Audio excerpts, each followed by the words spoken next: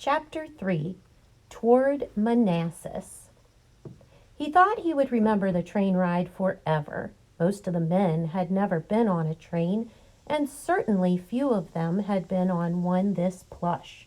The seats were soft and cushiony, and the food, especially compared to the rough fare at Fort Snelling, was delicious.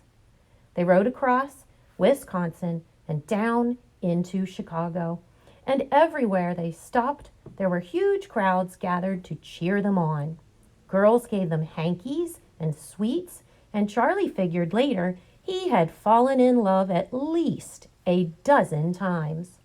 The country didn't change much at first, and it was still all Union. They made their way, sleeping like lords and eating like kings, Charlie thought, across Illinois, Indiana, Ohio, Pennsylvania, and down into Maryland. And there were crowds all the way, even when the train didn't stop. Charlie saw his first coloreds when they moved into Maryland. They looked poor and had poor clothes, and he thought about slavery then, and how it must be strange to own a person, so they had to do what you wanted. He'd never considered it before, and wondered what would happen after the war when the Union had whipped the rebels. Would they be allowed to keep their slaves? The war wasn't initially about slavery.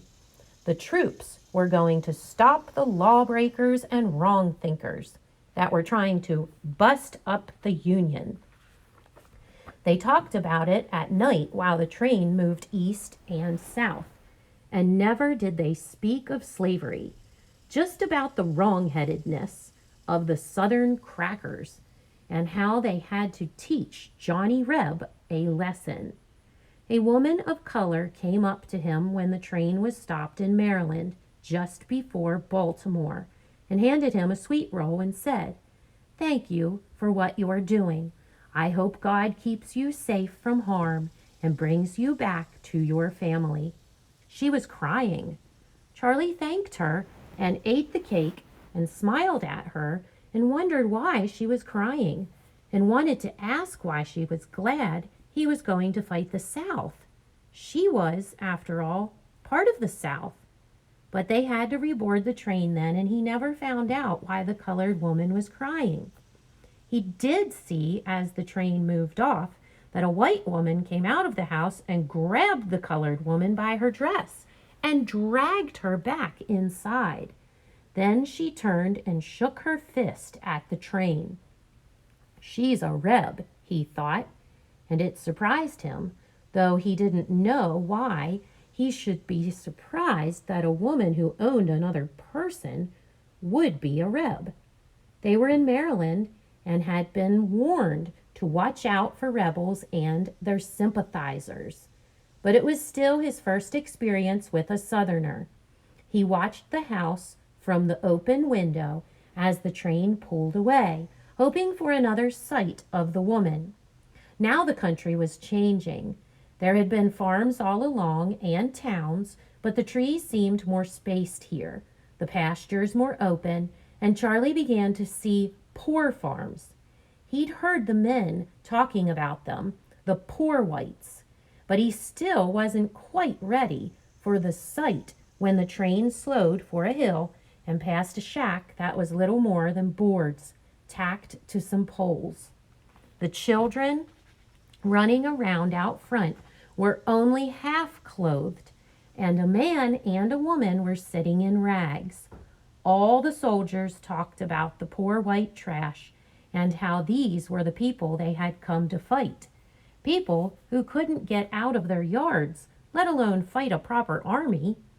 It made him very conscious of his own home. Even without a father there, the house was in good shape and kept up, and there was a well-tended garden, good food, clothes that covered bodies. He wondered how the rebels thought they could fight a war when their people couldn't dress themselves.